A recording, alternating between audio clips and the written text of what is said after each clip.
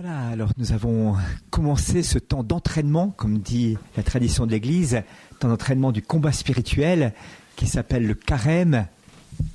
Et j'aimerais réfléchir avec vous sur quelques aspects de ce temps spirituel qui nous est donné de vivre à partir de l'origine, à partir d'une notion qui est aussi très peu utilisée aujourd'hui et qui fait frémir, ça se fait dresser les cheveux sur la tête, le sacrifice. Qu'est-ce que ça signifie, le sacrifice dans l'alliance, dans l'esprit du Seigneur, sachant que l'objectif du carême, c'est de rencontrer le Christ. On nous dit au début du carême, convertissez-vous. Le mot grec utilisé pour ça dit métanoïez-vous, changez votre façon de penser, changez votre façon de voir. Et le contraire de la métanoïa, c'est-à-dire de cette conversion de l'intelligence, de voir au-delà de notre propre vision, notre propre champ visuel, notre propre perception des choses. Le contraire, c'est la paranoïa. Vous entendez parler de ce nom? Eh bien, voilà, si on se convertit pas, si on ne métanoïe pas, on paranoïe, vous voyez? Paranoïa, c'est-à-dire qu'on se replie sur soi-même, qu'on s'enferme, qu'on prend sa propre manière de voir comme étant la seule norme possible, et du coup tous les autres ont tort, et pour finir je deviens ma propre référence, enfermé sur moi-même. Ça, c'est intéressant, hein, et déjà les pères du désert avaient découvert ça, que celui qui métanoïe pas, paranoïe. Celui qui ne se convertit pas, paranoïe. Et donc, ça, c'est assez fréquent, vous avez peut-être remarqué, hein, pas nécessairement jusqu'à la pathologie de la paranoïa, mais souvent jusqu'à l'exercice concret pour les voisins qui reconnaissent les choses. Alors j'aimerais commencer par un petit texte très intéressant d'une grande dame qui s'appelle Madeleine Delbrel.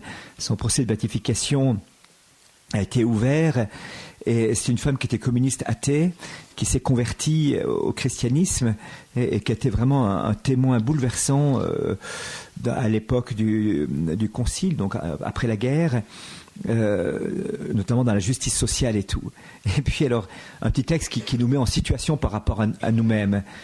Et elle disait, quand on sait ce que nous sommes, il serait ridicule, vraiment, de n'avoir pas dans notre amour un peu d'humour. Car nous sommes d'assez comiques personnages, mais mal disposés à rire de notre propre bouffonnerie. Seigneur, je vous aime plus que tout, en général, mais tellement plus que vous dans cette petite minute qui passe, une cigarette anglaise ou même gauloise. Seigneur, je vous donne ma vie, toute ma vie, mais pas ce tout petit morceau de vie, ces 3 minutes où je n'ai pas tellement envie d'aller travailler. Seigneur, vous gagnez la ville et la France et l'univers, me consumez pour votre règne, mais ne pas écouter cette insupportable créature qui me raconte pour la 100e fois ses minuscules ennuis. Oui, nous sommes des héros de comédie bouffe, et de cette comédie, il serait normal que le premier public soit nous-mêmes. Mais là n'est pas le bout de l'histoire. Quand on a découvert cette impayable comique, on connaît nous-mêmes, hein, quand on est parti d'un grand éclat de rire en récapitulant la farce de sa vie, on est tenté de s'abandonner sans plus à une carrière de clown pour laquelle, après tout, on semble assez doué. On serait volontiers tenté de penser que cela n'a pas grande importance et qu'à côté des sublimes, des forts, des saints, il y a place pour des pitres et des guignols et qu'il ne gêne guère Dieu.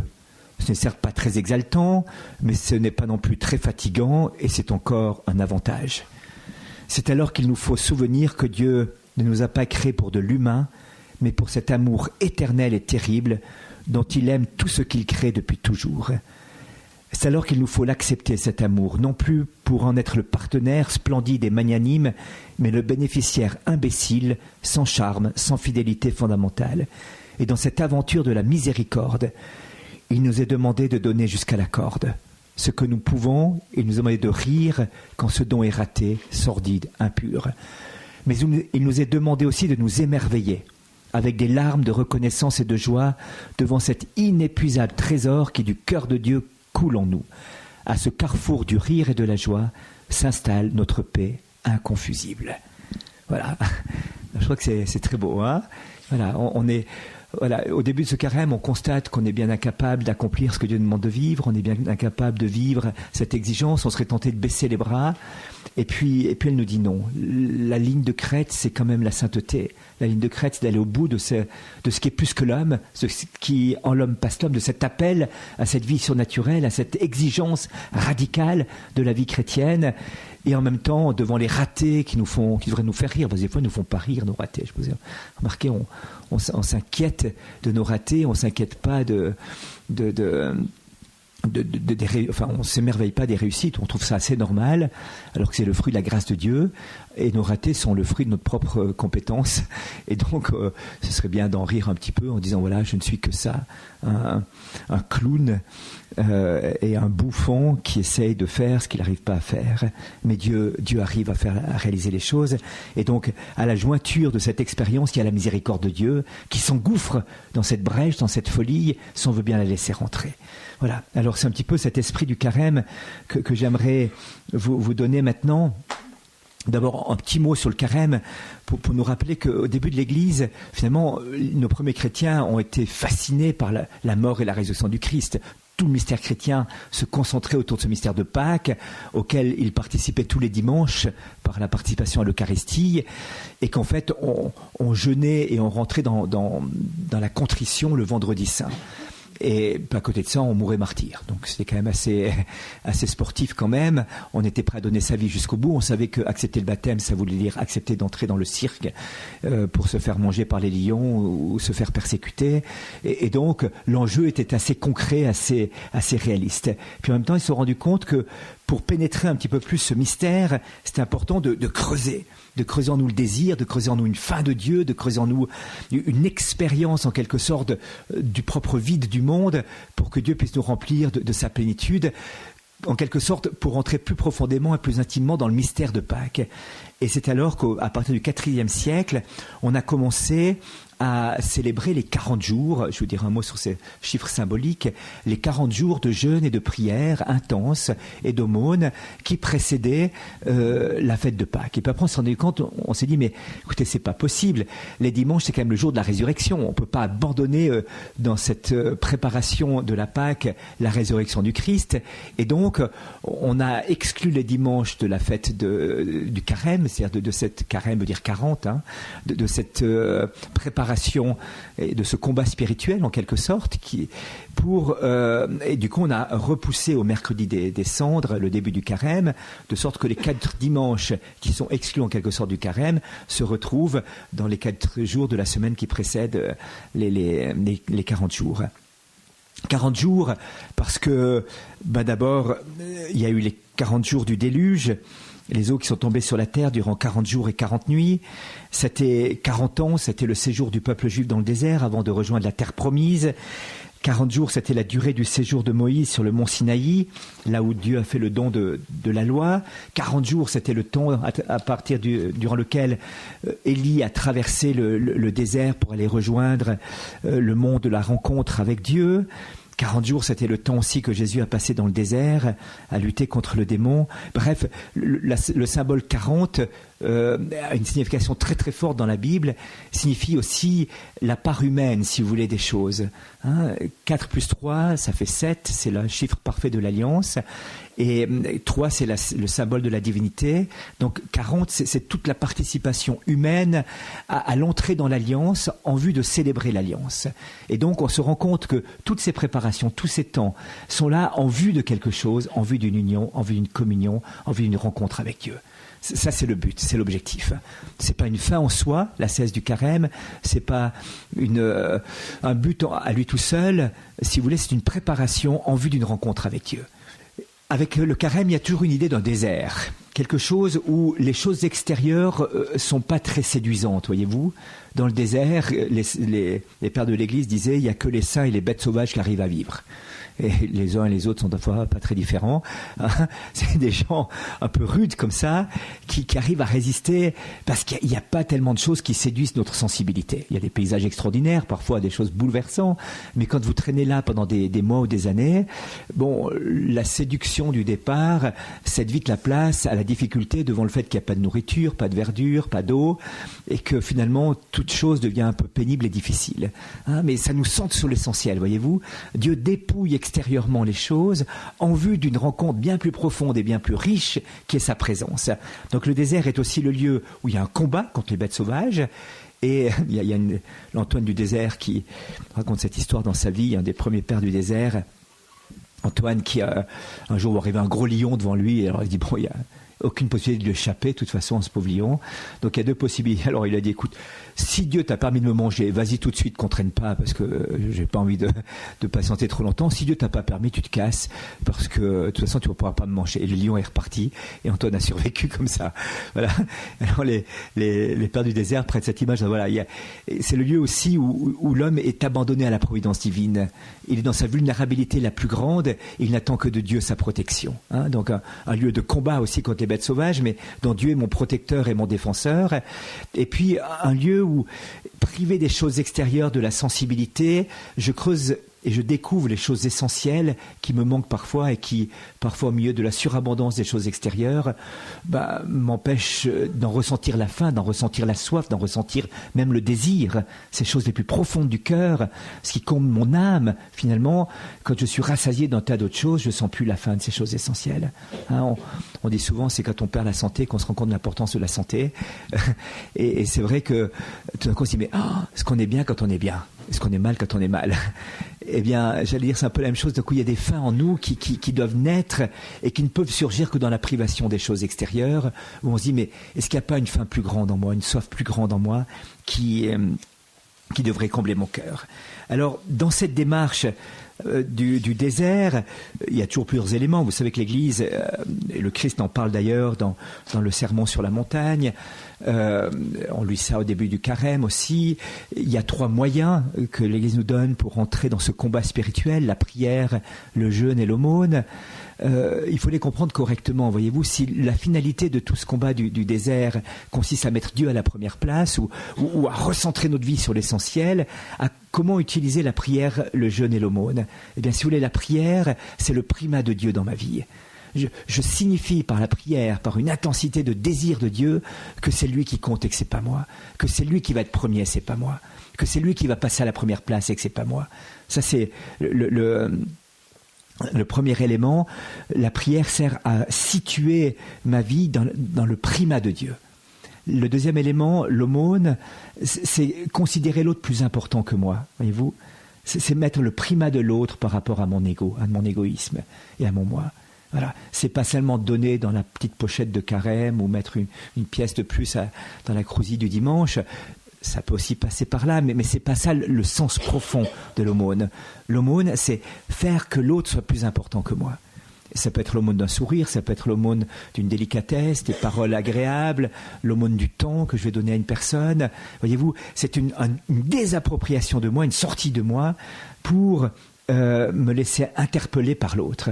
Madeleine Delbrel, toujours la même, avait cette parole lumineuse aussi. Elle disait, nous sommes tous des prédestinés à l'extase, à l'exode, hein, à la sortie de soi. L'extase n'étant pas d'avoir les yeux révulsés collés au plafond, mais d'être en sortie de soi. Voyez, tous appelés à sortir de nos pauvres combinaisons pour surgir heure après heure dans votre plan, le plan de Dieu. Nous ne sommes jamais de lamentables laissés pour compte, mais de bienheureux appelés à savoir ce qu'il vous plaît de faire, appelés à savoir ce que vous attendez à chaque instant de nous, Seigneur. Des gens qui vous sont un peu nécessaires, des gens dont les gestes manqueraient si nous refusions de les faire. La pelote de coton à repriser, la lettre à écrire, l'enfant à lever, le mari à dérider, la porte... Ah tiens, alors dit des choses cette femme. La porte à ouvrir, le récepteur à décrocher, la migraine à supporter. Autant de tremplins pour l'extase. Autant de ponts pour passer de notre pauvre, de notre mauvaise volonté au rivage serein de votre bon plaisir. Voilà l'extase, voilà l'exode, voilà la sortie. Hein, je parlais tout à l'heure de cet exode du désert, cet exode de la terre d'Égypte et cette traversée du désert, cet exode du peuple juif. Eh bien, le Christ est en exode de lui-même aussi. Quand il rentre dans sa Pâque, il est en exode de sa divinité, il vient prendre notre humanité, il vient épouser la souffrance de l'homme, il descend jusqu'en bas. Eh bien, nous sommes aussi appelés à être en exode de nous-mêmes, en extase de nous-mêmes, en sortie de nous-mêmes. Le centre du monde n'est plus notre nombril, voyez-vous. Hein, et cette belle histoire, je me souviens de cette histoire de Dieu qui disait, je me demande si je me suis pas trompé, dit Dieu. Alors on dit, on s'étonne un petit peu. Oui, vous savez, j'ai une chose qui m'inquiète énormément, dit Dieu, c'est que quand les hommes ont un problème, une difficulté, ils n'arrêtent pas de se regarder le nombril. plutôt que de regarder vers moi, de regarder les uns vers les autres. Il dit, vous comprenez que c'est difficile à dire pour Dieu que je me sois trompé. Moi, j'ai fait des nombrils pour que l'homme se termine à quelque part, c'est un petit nœud caché, ça tient bien. Habituellement, mes nombrils, ça se termine bien, l'homme est bien ficelé. Mais ce qui est pas loin d'être un grand mystère pour moi, c'est à chaque instant, à chaque problème, à chaque difficulté, de voir ces hommes repliés sur le nombril, plutôt que de se tourner vers moi, de se tourner vers les autres. Si je pouvais, comme Toyota, faire un grand rappel général de tous les hommes, dit Dieu, je me demande si je rappellerais pas tous les hommes, comme ça, et si finalement leur nombril, je leur mettrais pas au milieu du front. Comme ça, en cas de difficulté, ils sont obligés de se regarder le nombril les uns des autres. Voilà, ce centrement sur soi. Vous voyez, l'aumône, c'est le décentrement de soi, l'exode de moi, la sortie de moi. Voilà, l'aumône, c'est l'autre qui passe à la première place. Et puis le jeûne, eh bien, c'est cette privation de biens matériels, de nourriture habituellement, mais de tous les biens, qui signifie ou qui atteste en moi le primat de l'âme, le primat du spirituel. Vous avez peut-être rencontré certains d'entre vous Alexandre Ogorodnikov, qui a fondé l'île de l'Espoir à Moscou et qui a passé 9 ans et demi dans les goulags, et qui raconte que dans les goulags, c'est des lieux de grand confort, les goulags en Sibérie, vous avez la plage, comme ça, vous êtes bien entretenu, vous pouvez choisir les menus. Eh bien lui, au goulag, sur 9 ans et demi de goulag, pendant 2 ans, il a jeûné pour obtenir une Bible et la possibilité de se confesser. Or, jeûner au goulag, déjà qu'il n'y a rien à manger, déjà que c'est dégueulasse qu'on vous donne, 2 ans de jeûne sur 9 ans et demi de goulag pour obtenir une Bible et pour se confesser, obtenir la venue d'un prêtre. On se dit qu'il y a des besoins qui sont parfois plus importants que les besoins matériels. Quand il vous dit ça, vous le regardez, vous dites « Ouh, là il a compris quelque chose ». Là, il a compris quelque chose. Voyez-vous, le jeûne est là pour faire jaillir au fond de nous-mêmes une faim bien plus grande que la faim des choses matérielles, pour creuser en nous, laisser surgir cette faim, ce qui est la faim de l'âme. Mon âme a soif de toi, a soif du Dieu vivant, comme un cerf altéré sans eau, comme une terre altérée sans eau. Mon âme languit après toi, Seigneur. C'est les psalmistes qui nous disent ça. Et finalement, alors c'est joli, c'est poétique, un cerf qui a soif, qui cherche une source, une terre craquelante, qui cherche une pluie pour pouvoir l'irriguer. Oui, mais c'est pas qu'une image pour Dieu, voyez-vous, c'est une réalité. Mon âme a soif du Dieu vivant. Mon âme languit, mon âme meurt. Et Dieu dit, par le bouche du prophète Amos, il arrivera un temps où je répandrai une faim, une soif sur mon peuple, non pas une faim de pain, non pas une soif d'eau, mais une faim, une soif d'entendre la parole de Dieu. Et les gens iront titubant d'un fleuve à l'autre, d'une mer à l'autre, et ne trouveront pas ce qui est capable de remplir leur cœur. C'est là. Et je crois que ce temps est venu. Aujourd'hui, les gens sont rassasiés de tout, mais sont en manque de l'essentiel. Et ils vont titubant d'un lieu à l'autre, d'une satisfaction sensible à l'autre, d'un lieu de plaisir à l'autre, titubant, et ne trouvant pas ce qui peut combler la soif profonde de leur cœur. Et donc le jeûne, c'est faire jaillir en nous, permettre cette irruption en nous de cette faim et cette soif profonde qui est Dieu seul, et que Dieu seul pourra combler. Et puis, en même temps, la satisfaire grâce à Dieu, grâce à la prière. Donc, vous voyez, prière, aumône et jeûne, primat de Dieu, primat de l'autre, primat de l'âme, en mon être. C'est vraiment un exode, c'est vraiment une sortie de moi, c'est vraiment une redécouverte des choses qui sont au-delà de la sensibilité, au-delà de mon expérience égoïste, j'allais dire, et qui véritablement me poussent en avant. Alors, parmi ces grands moyens, il y a le moyen l'idée du sacrifice. Tu ne mangeras pas de chocolat pendant tout le carême. Et à la fin, tu auras ton lapin au chocolat. Voilà, on se dit, tiens, alors je fais un sacrifice, je me prive de ça, Mais qu'est-ce que ça veut dire faire un sacrifice? Qu'est-ce que ça veut dire le sacrifice dans la tradition biblique? Qu'est-ce que ça signifie profondément? Et où est-ce que ça s'enracine? Cette notion, elle est, dès qu'on dit ça, il y a un frisson qui traverse le dos des gens et qui disent, vous avez vu, on a dans la presse apparu que Jean-Paul II se donnait la discipline et comme ça, on dit, mais le pauvre, alors il a une pathologie psychologique, le pauvre, il aura un problème mental, il va avoir des difficultés existentielles, sans doute son procès de béatification va s'arrêter là, parce que on dit non, il n'y a pas de raison, c'était l'amour qui le poussait à faire ça. Et alors on se dit, tiens, mais qu'est-ce que ça veut dire? Est-ce que c'est comme ça? Quelle est la finalité du sacrifice? Quelle est la nature du sacrifice? Et qu'est-ce que Dieu entend quand, dans l'Ancien Testament d'ailleurs, il demande des sacrifices? Qu'est-ce que ça veut dire profondément? Alors j'aimerais juste, avant de commencer une analyse plus théologique, un petit peu plus profonde, l'idée de sacrifice, reprendre juste un texte ici qui m'a beaucoup frappé. C'est un texte de quelqu'un qui n'est pas nécessairement catho, et qui s'appelle Maurice Béjart. Peut-être vous connaissez le danseur chorégraphe Maurice Béjart, et qui dit « Je crois que l'ascèse est une des choses principales pour le développement de l'être humain, et que l'ascèse est nécessaire à la construction d'un art, quel qu'il soit. L'ascèse consiste à choisir perpétuellement l'essentiel. » Ah ben voilà, la bouche d'un type qui danse.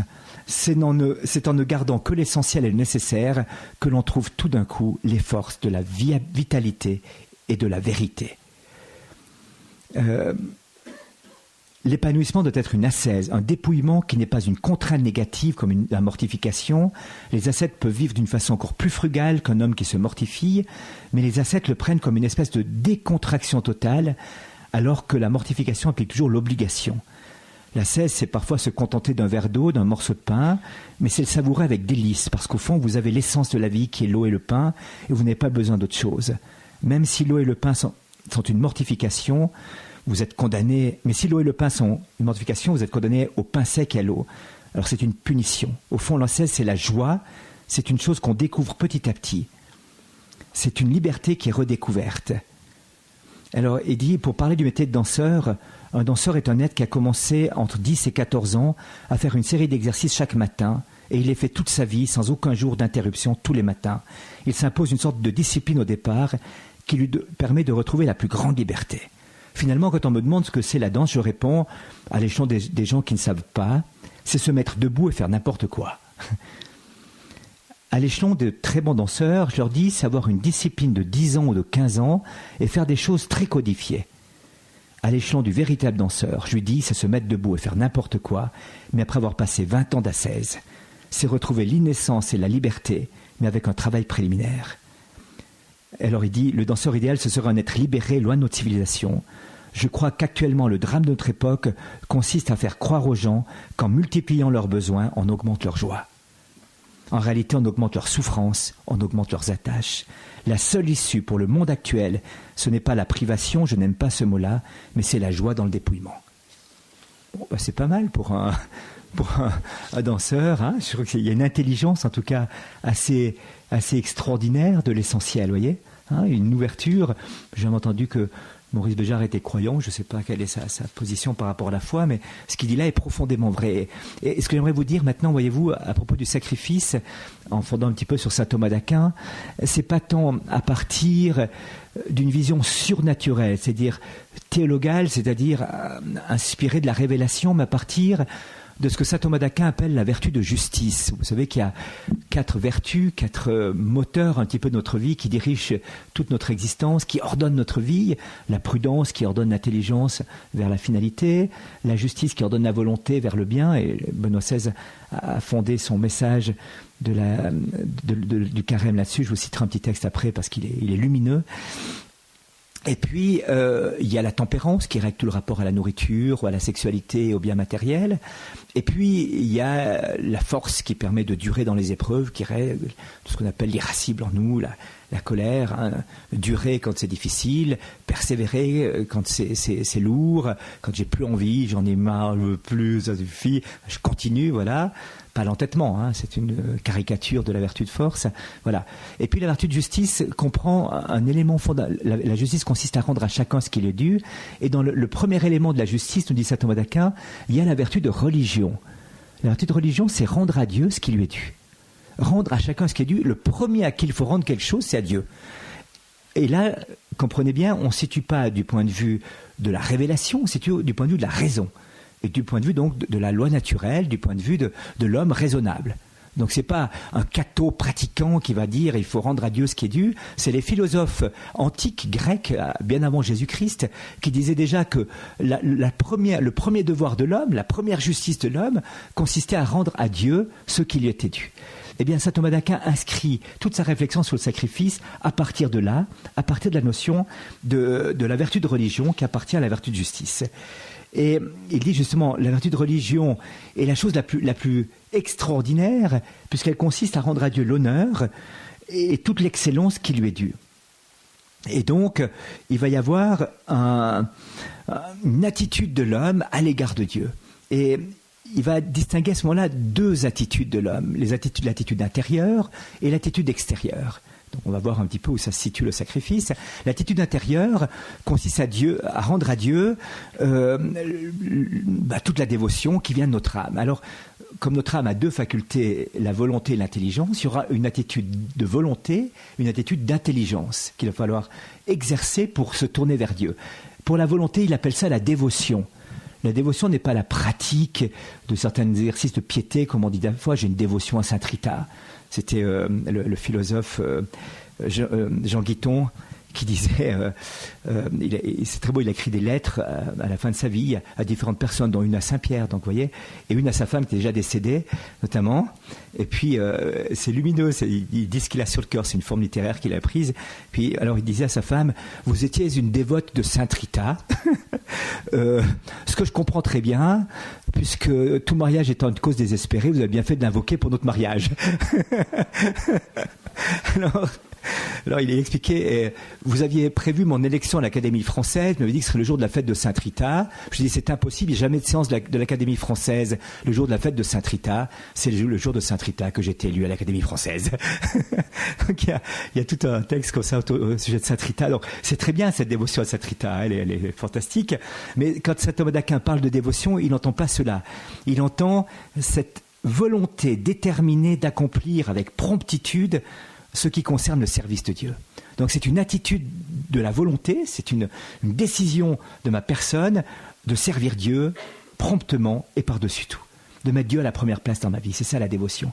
C'est une sorte de lien vital, vivifiant avec Dieu. Je ne peux pas vivre sans lui et c'est lui que je veux servir et c'est lui que je veux suivre. Donc, premier aspect, la volonté. Deuxième aspect, l'intelligence. L'intelligence, dit saint Thomas d'Aquin, eh bien, c'est la prière. Parce que celui qui est intelligent, voyez-vous, c'est pas celui qui est doué en maths, c'est celui qui comprend que finalement, sa vie vient d'un autre. C'est ça la vraie intelligence. Ça, la vraie intelligence. Et celui qui n'est pas intelligent, celui qui n'a pas compris ça, vous voyez, il peut être bardé de diplômes, avoir des doctorats en plus finir, faire des études en plus finir. Mais s'il n'a pas compris ça, c'est un petit peu bête. Ce jour dans un train avec un gars qui avait une Bible en grec, en latin, en anglais, c'était un anglophone, en français. Et puis je me rendais compte, je vois ça, je me dis donc, c'est qu'allure en face de moi là. Alors je regarde un petit peu, puis moi je commence la discussion avec lui, et il commence à me citer par cœur des textes. Mais là, il avait une tête, mais vous savez, la bouche à 7h25 comme ça, une tristesse. Et d'un moment il dit, je n'en ai pas marre. Puis il me dit, marre de quoi? De ne pas croire à ce que vous savez par cœur? De ne pas adhérer une fois dans votre cœur à ce que vous me racontez là? Ah, vous savez bien les trucs, c'est sympa, mais vous voulez pas une fois croire à ça? Et il était complètement déconcerté, il ne savait plus le dire à ce moment-là. Alors, c'est un exercice intellectuel, vous voyez, un exercice intellectuel, il n'y a pas de relation. C'est une science qui enflait sa tête, il n'y a pas de relation avec ce Dieu d'amour. Donc il était triste à crever, le pauvre, il était malade de tristesse, c'était tragique de le voir, pathétique. Hein, j'avais pitié, je le prendre dans les bras, puis le bercer un petit moment, ça y est, un petit balèze quand même, assez 70 ans, mais ça se fait pas dans le train, mais on a envie de lui dire, mais attends, craque quoi, laisse-toi faire, laisse-toi toucher, résiste pas, arrête de résister, laisse-toi empoigner. Alors ça c'est la vraie intelligence, voyez-vous, la vraie intelligence consiste à comprendre que tout vient de Dieu. Et saint Thomas d'Aquin dit justement que l'attitude de l'intelligence, la dévotion intérieure de l'intelligence, d'un point de vue naturel, comprenez bien, d'un point de vue de la raison humaine, pas du point de vue de la foi surnaturelle donnée par Dieu au baptême et tout ça, du point de vue de l'attitude normale de l'homme qui a une intelligence et une volonté, eh bien l'attitude d'intelligence consiste à prier Dieu. Et dit-il, alors ça c'est intéressant parce que d'un point de vue naturel, il dit c'est la prière de demande.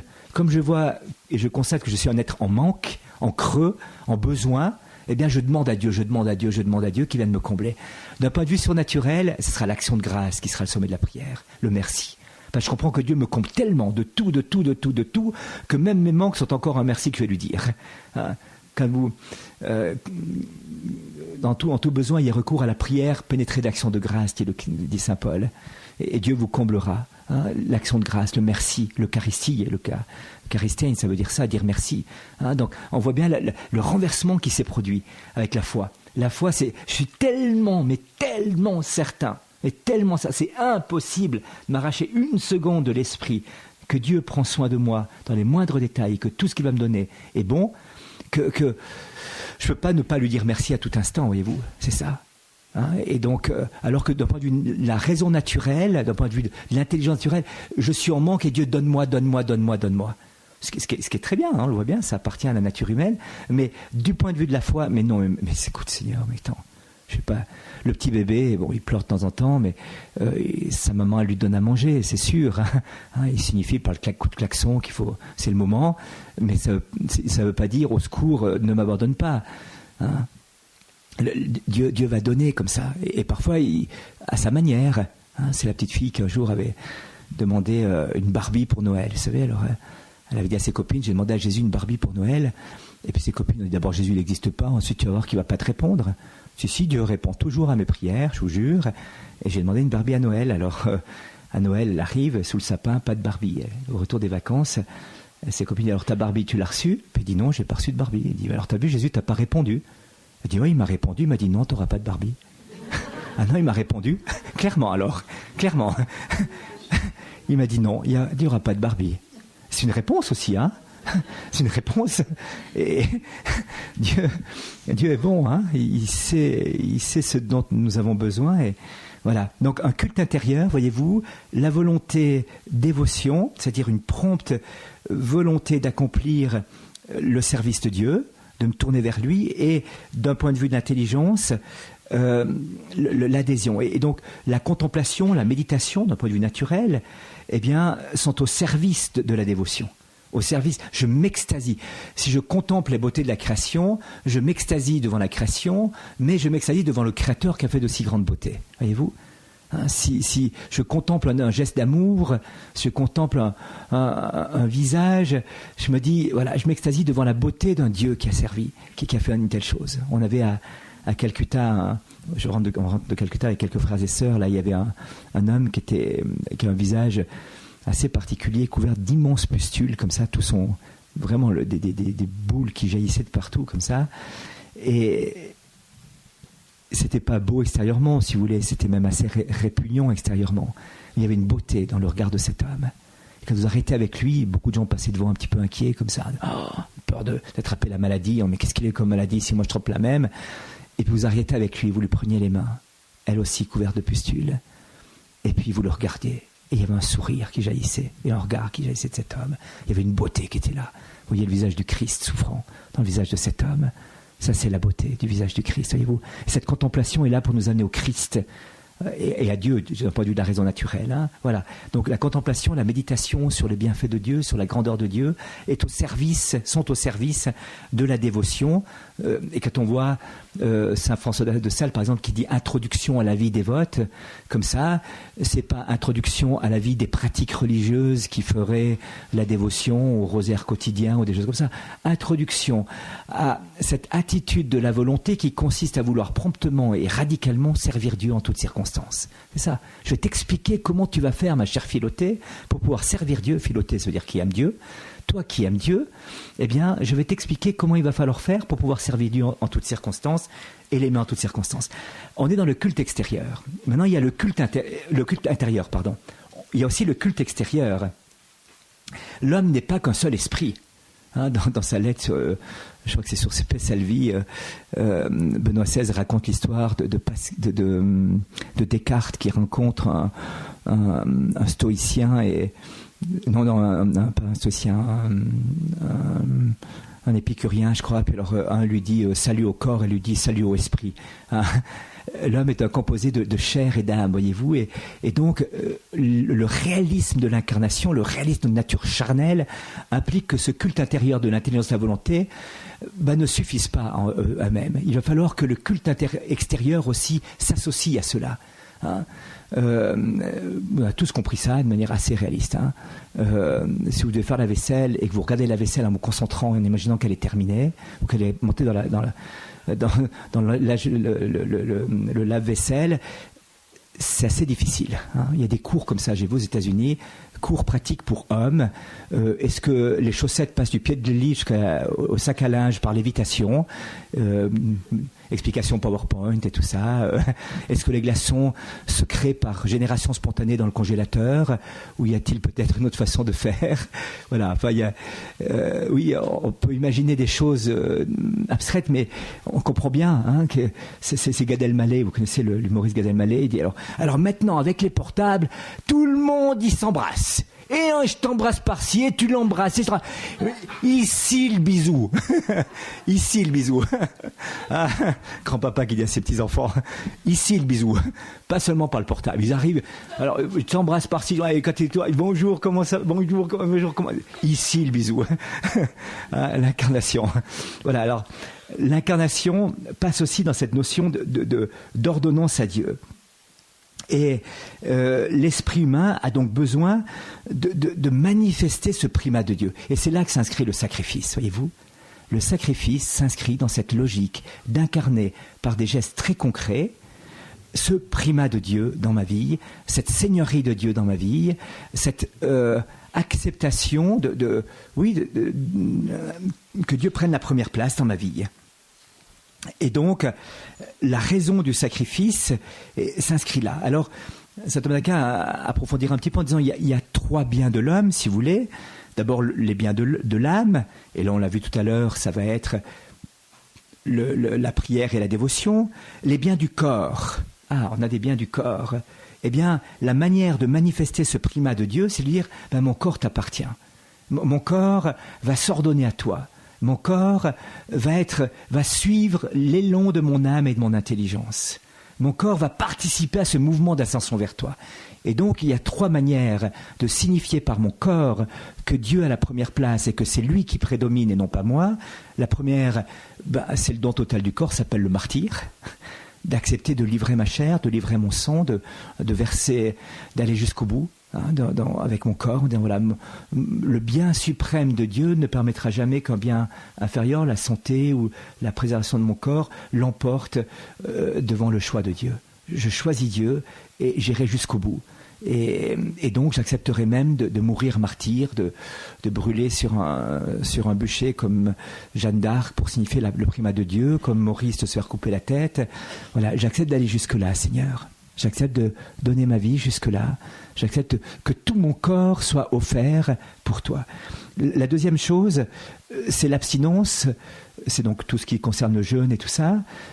J'accepte de faire jaillir, de me rendre compte qu'il y a en moi une soif plus grande et une faim plus grande que la faim de pain et la soif d'eau.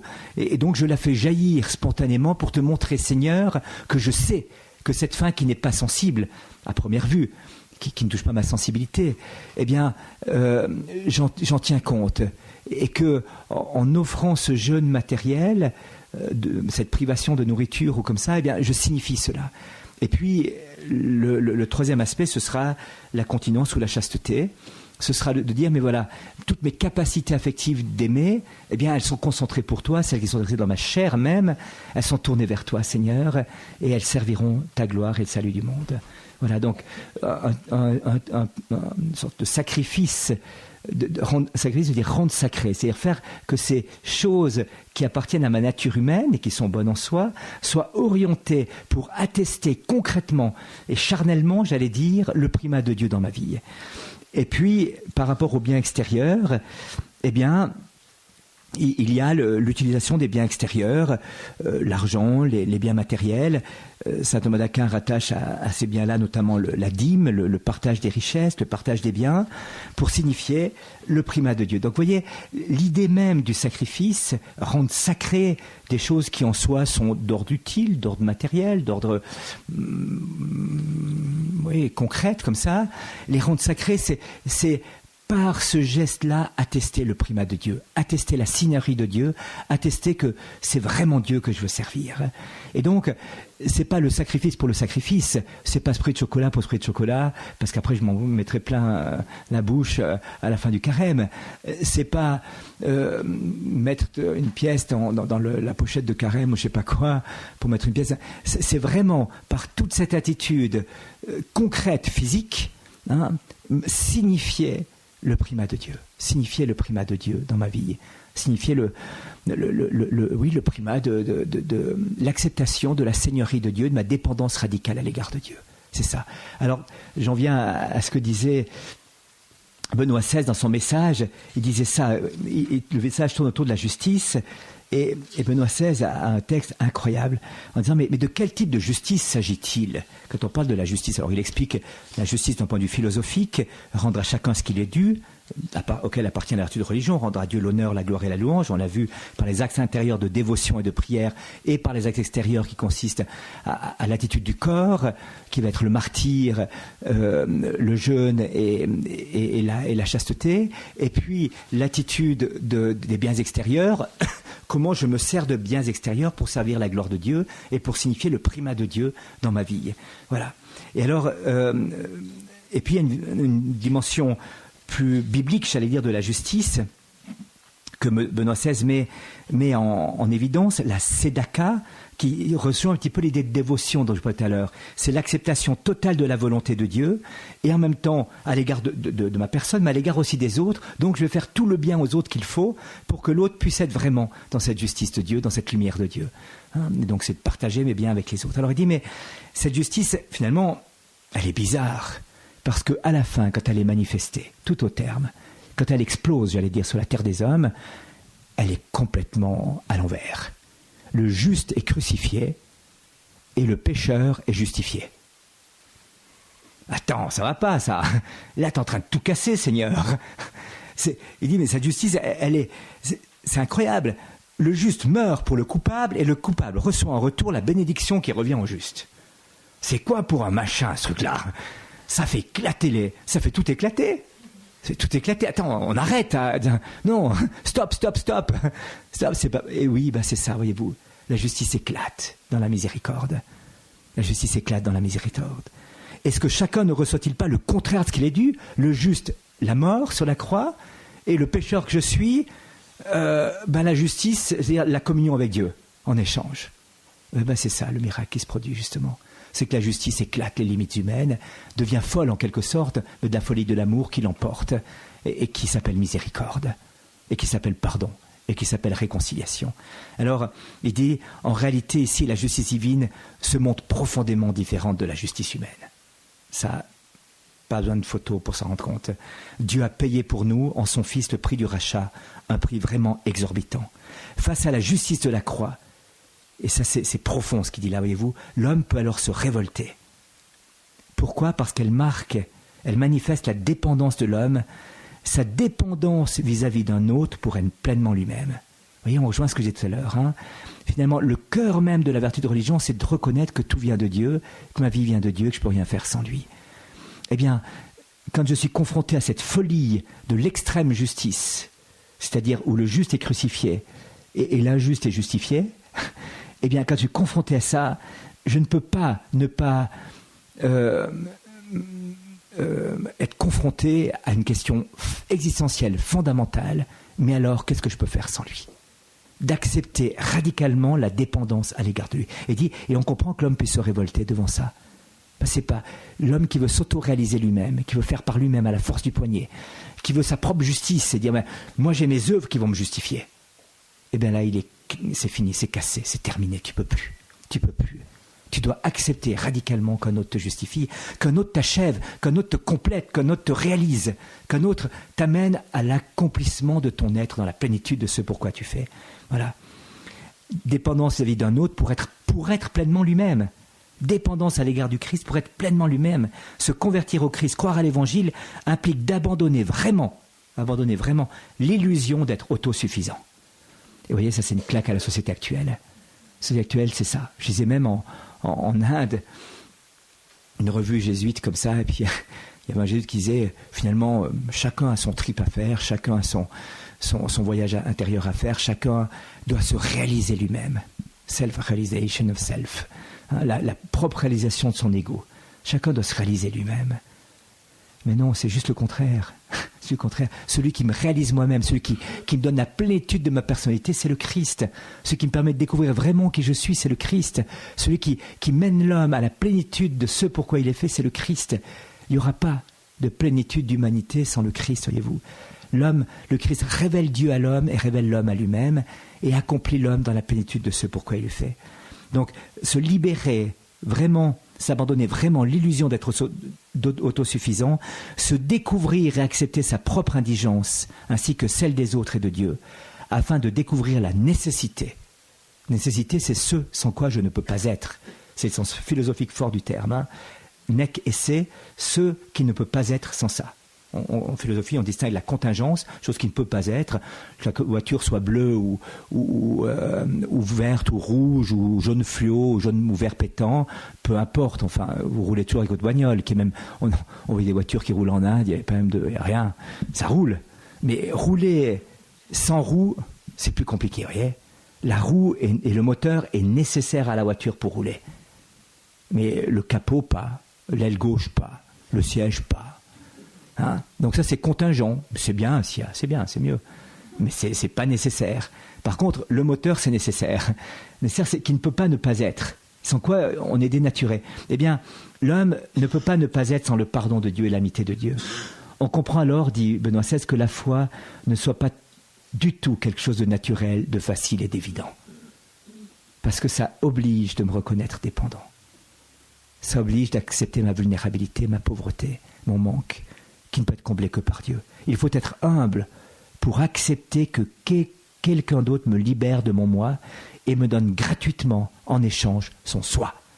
Il faut être humble pour accepter que quelqu'un d'autre me libère de mon ego, de mon moi, et me donne en échange son soi, qui devient mon moi et qui me réalise pleinement. Vous voyez cet admirable échange? Cet échange se vit particulièrement dans la réconciliation et l'Eucharistie. Voilà. Alors, je crois qu'il y a une fulgurance. Il a identifié le mal de notre monde, l'a situé dans cette perspective-là, et dit voilà où se situe le scandale de Pâques. Voilà où se situe le scandale de Dieu dans la société actuelle. Cette illusion de l'autosuffisance de l'homme qui veut se réaliser par lui-même, par ses œuvres, par ses trucs, par son savoir, par son avoir, par son pouvoir, et l'attitude authentiquement chrétienne est juste l'inverse, d'accepter sa radicale indigence et de savoir que seul un autre pourra me combler.